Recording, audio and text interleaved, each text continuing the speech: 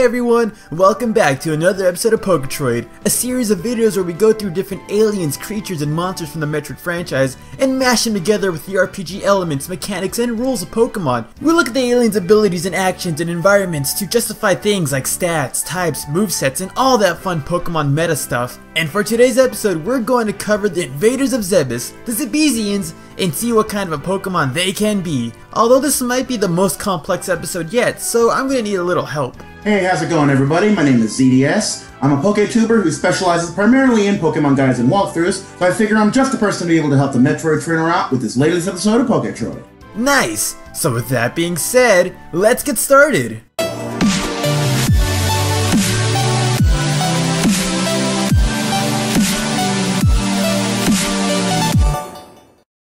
Now as always, we start off by figuring out what would the evolutionary cycle be. Now to make one thing perfectly clear, the space pirates we're referring to are the Zebesians, the space pirates we see during Super Metroid and Zero Mission, as well as Fusion and Other M, not to be confused with the space pirates we see during the Prime games. It's clear that these two creatures are completely different species, so using Omega Pirates or Elite Troopers or Dark Troopers or any other Prime Space Pirate variants wouldn't really make that much sense. Although the Prime Pirates should get their own episode of Poketroid, but that's for next time. Aside from that though, we don't really see any signs of the Zebesians having any evolutions, pre-evolutions, and mega forms, or even Dynamax forms. We do see a variety of different color variants though for the Zebesians. A color variant wouldn't really justify or warrant an evolution, but it would justify form variants. With 8 main color variants, we would have 8 different Zebesians found throughout this hypothetical region. In Pokemon, we see tons of examples of Pokemon having different variants, from the 28 unknown to random Spindle patterns, the region-splitting Shellos, and the groomed Frufu patterns, as well as a bunch of other examples.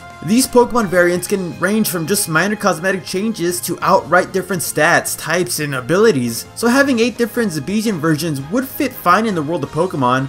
And in an effort to make the Zebesians more unique, these 8 different color variants are going to be much more complex than just simple cosmetic changes. For example, the typing. And now we'll go ahead and discuss the typing. To be honest, it would be pretty cool if each of the Zebesian variants had a unique secondary typing to reflect the environment that they're found in-game, as well as their abilities in the game as well.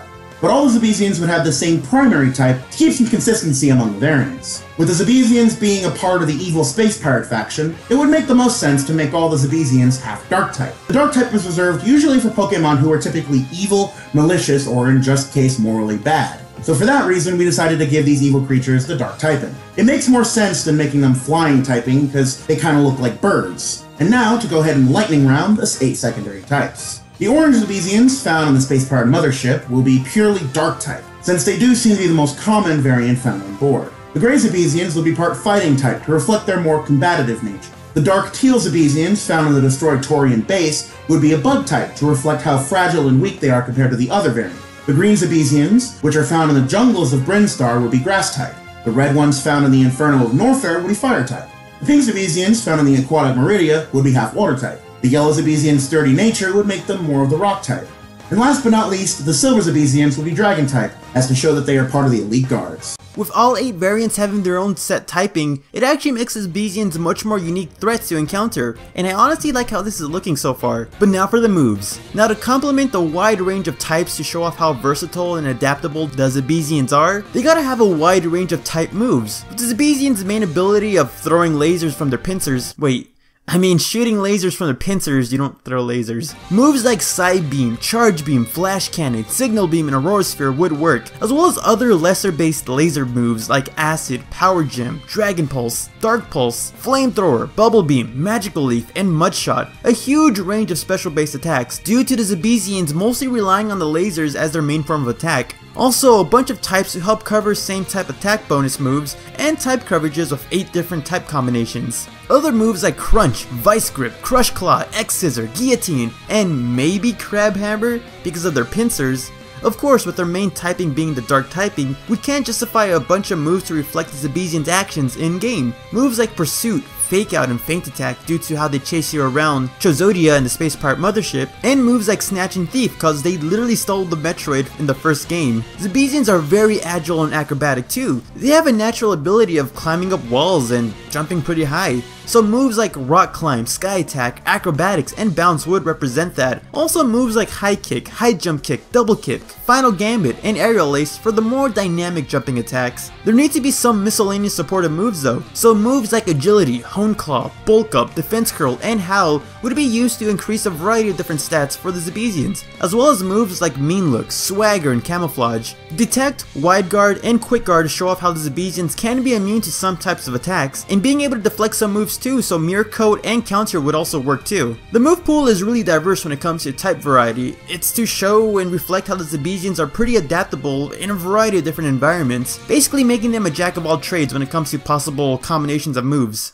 Now when it comes to abilities, adaptability was the first thing that came to mind. Adaptability is an ability that boosts moves that have the same type as the user. The Zebesians are very adaptable as they can survive and maneuver through a variety of different environments. As well as 8 type variants and a diverse pool of moves, you'll have plenty of opportunity to utilize the ability no matter what variant you pick. Another ability would be Battle Armor. Battle Armor protects the Pokemon from critical hits. It's implied that the Zebesians actually wear a special type of armor, since it seems that they are naturally purple in color. So having Battle Armor as an ability would reference that. Now for the hidden abilities, it's going to be a little bit more difficult, but it would be cool if all 8 of the variants had their own ability that complements their typing. The Orange Zebesians would have Shed Skin, a basic ability that heals status conditions for most basic version, which can accentuate their more lizard-like appearance. The Gray variant of the Zebesians would have Intimidate to lower the target's attack. Running into the much stronger versions of the standard Trooper would be pretty intimidating. The Dark Teal Zebesians would have Compound Eyes, as they lurk in the foggy remains of Torian,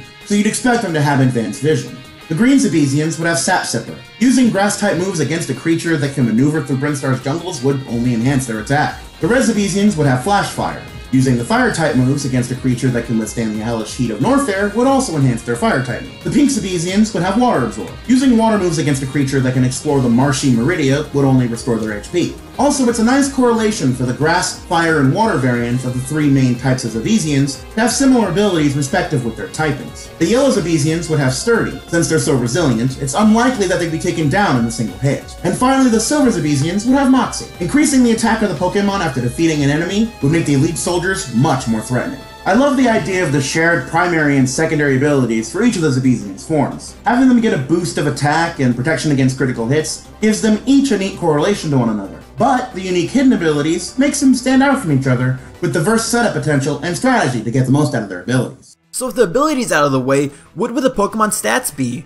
Now of course, the Zebesians wouldn't have any overpowered stat totals or distributions of any kind. They're the common members of Mother Brain's forces, so I wouldn't really be expecting like 600 base stat total with like 170 points on one stat. The Zebesians would be relatively well-rounded with the stat layouts, so the stats would be 70 HP, 100 attack, 90 defense, 85 special attack, 80 special defense, 75 speed, which will all total 500 base stat total. With a total of 500 base stat, the Zebesians would be very formidable Pokemon to take on. They are the backbone of Mother Brain's forces after all, and there is more of a focus on attack as the Zebesians rely on both long range attacks and close range combat. And the defense is pretty solid too, as higher ranking Zebesians can resist certain attacks. But it's not as strong as the attack stat cause using different types of weapons would shatter their defense like it was nothing. The stat total as a whole is well rounded to keep aligned with the whole idea of the Zebesians being very adaptable to any environment. They're pretty versatile, as well as trying to keep things balanced so that all 8 variants could have something to work with. This does mean that the Zebesians kind of sacrifice some specialty roles in teams like being a wall, or sweepers, or tanks, or setups. But with all the types, abilities, and move diversity, the Zebesians can adapt to fit any team composition for type coverage. Now, just for some extra information. Now, I think we can all agree that it's pretty boring that the villain team grunts from each of the games have basic first route Pokemon in their party. So, in the hypothetical Pokemon region, the villainous team would have Zebesians in some of their parties. It would make the encounters more dynamic and unpredictable, since you won't know which Zebesian variant would be called out or what moves it would know, making the grunts much more threatening,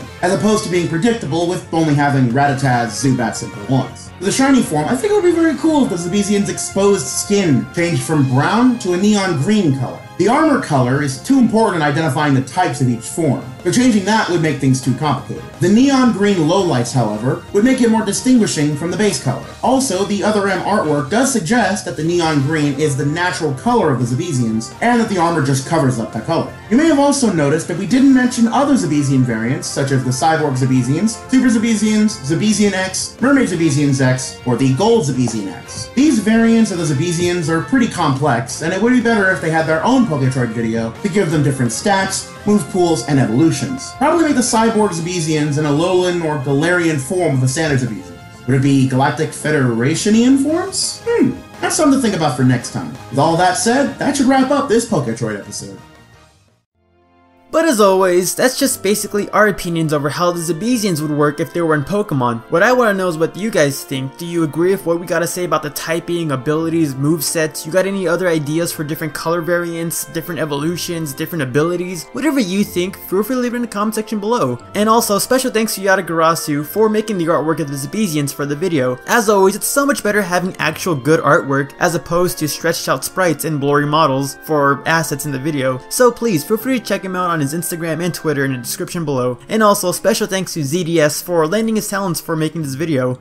And thank you very much for having me as well, Metro Trainer. I do appreciate the opportunity to make a video with you as well. And if you guys like Pokemon content as well as Metroid content or just Nintendo content in general, you can go ahead and check out my channel. Link to that will be either in the description or I'll leave a link to it in the comment section down below myself. You can also check out my Twitter at Zodyrus. Follow me there and hope to see you guys in my own videos. It was really cool having a second opinion with someone who knows as much about Pokemon as I do, trying to figure out stats and abilities and types and all that sort of stuff. Also, if you enjoyed this Poketroid video and you want to see more of it, feel free to click on the playlist above. We've talked about Crocomire, Kraid, Ridley, Phantoon, Dragon, and the Metroids in this series, so there's plenty to watch honestly, so I hope you check it out. With that being said, I hope you enjoyed this video, like, share it with all your friends, and subscribe, and stick around for next time because I'll be seeing you later.